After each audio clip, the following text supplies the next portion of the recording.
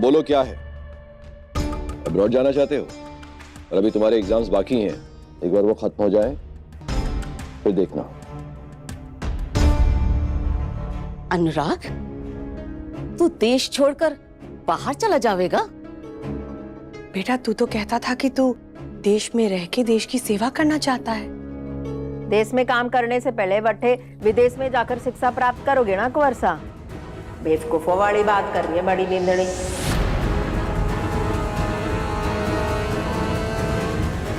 खबरदार पानी भाई, जब मैं इस घर में ब्याह होके आई थी तो इस राजघराने की बहू बनकर आई थी, सावित्री देवी की बहू बनकर आई थी। और आपके बारे में बस इतना कहा गया था कि एक जानकार है जो काफी समय से यहाँ रहती है, इसलिए इस घर की अपनी जैसी हो गई है। पर मुझे नहीं पता था कि आप इस तरह से मेरी निजी मामलों में दखल देंगी। वो भी ठीक है, पर कुछ बातें होती है जिसमें मैं आपकी दखलंदाजी बिल्कुल नहीं सहूंगी। हमारी बेइज्जती करोगे अब? किसी को तो थारे खिलाफ जाना होगा ना पानी भाई। हमारी बड़ी बिंदनी को बेवकूफ कहने की हिम्मत कैसे हुई? आरती, जब आप इस राजघराने में आई थी तो आपको पता था कि मैं पानी बाई को बुजुर्ग मानता हूं और इनकी इज्जत भी करता हूं, तो जाहिर सी बात है आपको भी इज्जत करनी पड़ेगी। माफ कीजिएगा, पर आप खुद बताइए, अगर पानी बाई आपसे इस तरह बात करती, आपको बेवकूफ कहती, क्या तब भी आप इनकी इतनी ही इज्जत करते? हद होती है चीजों की। छोड़िए ना बड़े कुंवर, इस परिवार ने मारे को घना कुछ दिया है। छोड़िए आप, मैं चली जाती हूँ अपने गांव। बस बोलती तो रहती है पर जाने का नाम को नहीं लेती। अगर थारे को इतनी ही दिक्कत है, दुखी है, तो जाना। बहू जी, मने जो अट्ठे लेकर आए थे ना, उन्होंने एक बार को नहीं कहा हमारे से कि अट्ठे से निकलो। अब उनके बेटे कहेंगे ना जाने के लिए, तो मैं चली जाऊंगी। बड़े कुंवर, बताइए सबके सामने, चली जाओ छोड़कर। नहीं पानी भाई नहीं, आप इन बातों को नजरअंदाज कीजिए। आपको पता है कि मासा नाराजगी में कभी कभी ज्यादा बोल जाती हैं। मैंने जो बोला सोच समझ कर बोला। एक बाहर वाली थारी बिंदनी को बेवकूफ कह रही है और थारे को इसमें अपनी बेइज्जती भी नहीं महसूस हो रही। पानी बाई, आप मेरी मां को बेवकूफ नहीं कह सकती।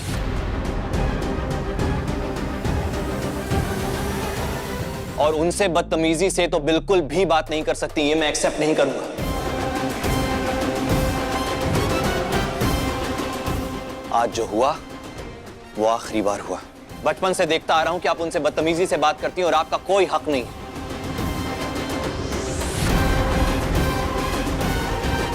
फ्यूचर में दोबारा नहीं होना चाहिए, ध्यान रखिएगा।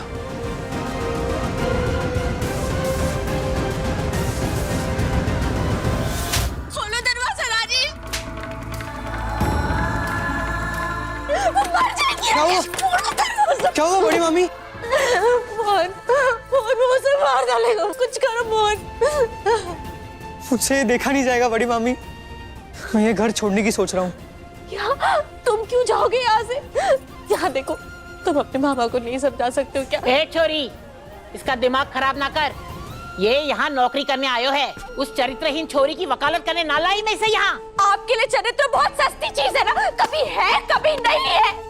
जिस चरित्र की कोई कीमत ही नहीं है, उसके आने जाने से आपको इतनी चिंता क्यों हो रही है? खबरदार, मैं राजेश से तेरी शिकायत लगा दूंगी। मैं डरती नहीं हूँ राजेश से, जाओ जाकर कह दो उसे।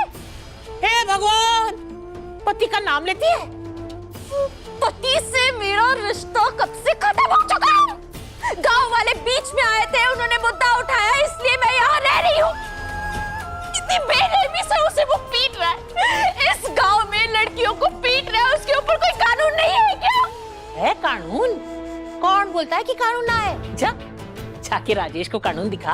अरे जा ना, मजा आएगा।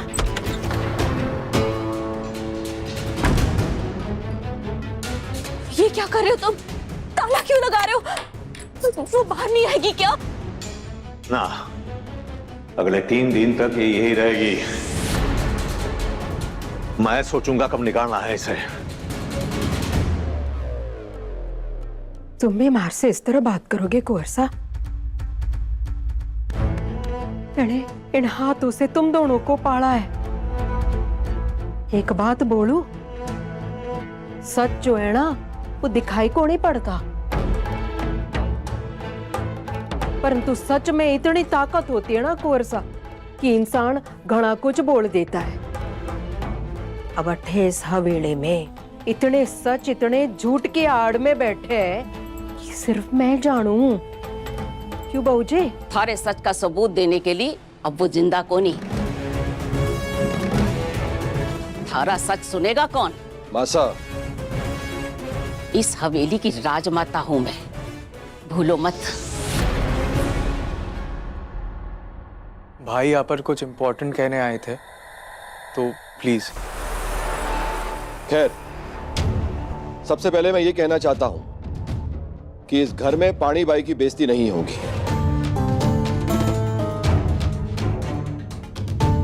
हम सबके लिए सबसे बड़ी शुभचिंतक हैं ये, और इस बात पर अगर किसी को विश्वास नहीं है तो आए मेरे सामने। हाँ भाई साहब, हाँ थारे को मैसेज कर रहा हूँ मैं डिटेल्स। ओके। और वो इंसान जिस पर हमारा पूरा हक है, उसने तो हमारे पर कभी ध्यान ना दिया है। या जो माधव अभी अट्ठे बैठा हुआ है, सब सुनकर तो ये सामने वालों की तरफ से बोलेगा।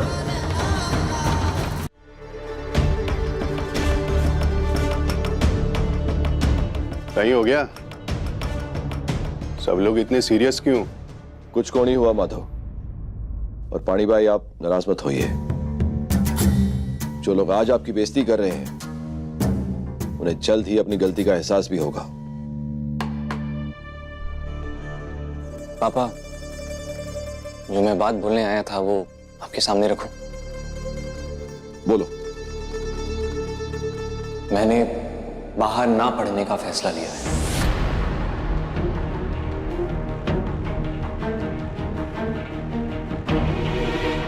तू दिल्ली रहेगा, यही ना? नहीं दादी साहब, मैं यहाँ अपने गांव में रहकर अपने गांव वालों की सेवा करना चाहता हूँ।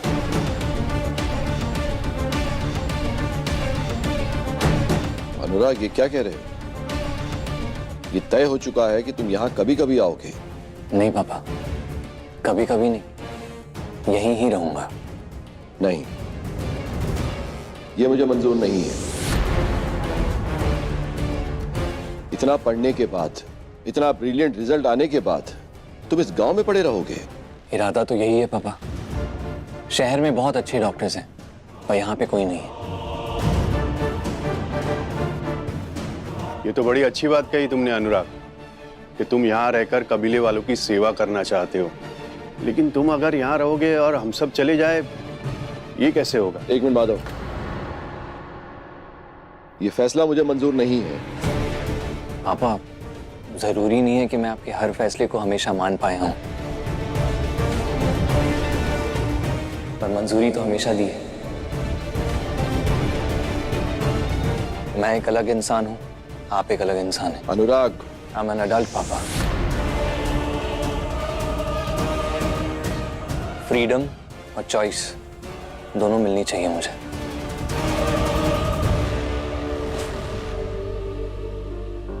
माँ, आपको कुछ कहना है? हाँ, अगर यही होने वाला है तो अनुराग जब यहीं पे रहेगा तो हमारा तो दिल्ली जाना बेकार है, तो हम भी यहीं पे रहेंगे।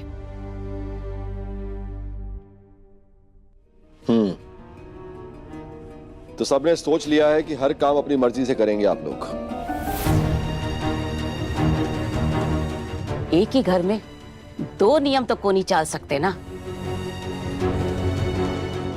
एक पक्ष अपनी बात भी नहीं कह सकता और दूसरा पक्ष अपनी मनमर्जी चलावेगा। ऐसा कैसे हो सकता है? मुझे तो बुरा लग रहा था कि सब चले जाएंगे तो हवेली खाली हो जाएगी, लेकिन अगर आप सब रहते हो फिर मैं भी। अनुभव, सॉरी बड़े पापा। माधव, हमारी बात ध्यान से सुनो। अब ये लोग दिल्ली जाना चाहते हैं या कोनी जाना चाहते हैं, ये उनका फैसला है, परंतु तुम दिल्ली जाओगे बस। नहीं पानी भाई,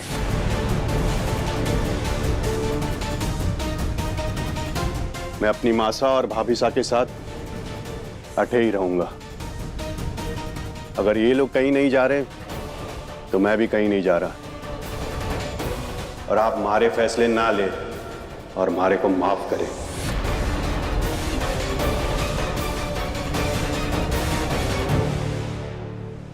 ठीक है फिर पापा, ये बात यहाँ खत्म हुई।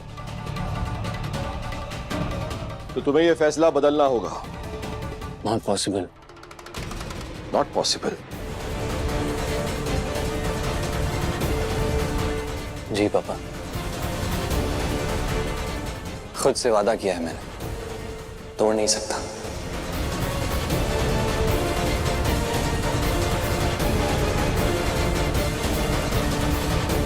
तो फिर मुझे भी कोई दूसरा रास्ता निकालना होगा अनुराग।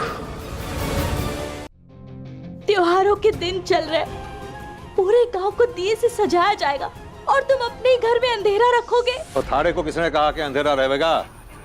उस कमरे को छोड़कर घर का कोना कोना सजाया जाएगा, बम पटाखे फोड़े जाएंगे, समझी? हे मोहन। जी मामा जी। कल दिवाली है, पटाखे फोड़ने हमारे साथ आवेगा? मैं ले जाऊंगा थारे को। कई बार ऐसे मुंह लटका क्यों खड़ा है? नहीं, वो चीख सुन के। कोई बात नहीं, कोई बात को नहीं राजेश। वो तारी बीनने की चीख बाहर तक सुनाई दे रही थी ना, तो उसे लगा कोई हादसा हो गया, इसीलिए बाहर आ गया। ए मोहन, कल राजेश के साथ जाना, बड़ी बड़ी जगहों पर ले जाएगा तन्ने। मामा जी, गांव जाने की सोच रहा था। क्यों रे, कहीं हो गया? बुआ तो कह रही थी कि तू नौकरी की तलाश में अटे आया है, अब कहीं हो गया? राजेश, इसकी बात छोड़ना। अरे इसके दोस्त ना है ना यहाँ अकेला पड़ गया है, सो गांव जाना चाहता है। छोड़ ना, तू काम पे लगा दे इसे। ये वजह नहीं है नानी जी, मुझे जाना है क्योंकि ये अत्याचार मैं सहन नहीं कर पाऊंगा।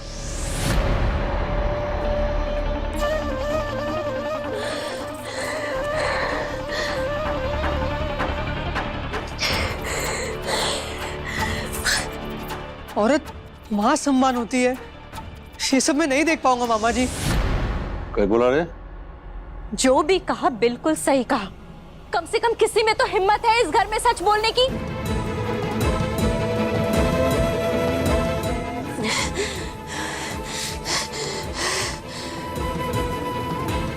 मोहन, मेरा आशीर्वाद हमेशा तुम्हारे साथ है। तुम्हारे साथ सब अच्छा ही होगा।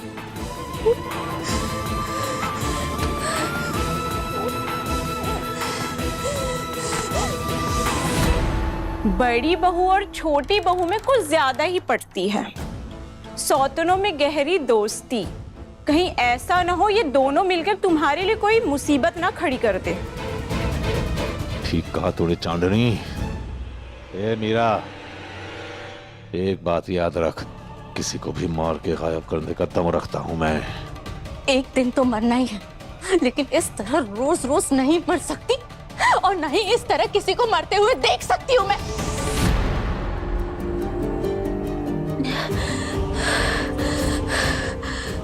उसे भूखा रखोगे, उसे पीटोगे, उसे मारोगे। तुम्हें क्या लगता है इस पाप की सजा तुम्हें नहीं मिलेगी? बहुत याद रखना राजेश, एक दिन तुम्हारा भी आएगा। आपके लिए, सिर्फ आपके लिए इतना दर्द सह रही हूँ।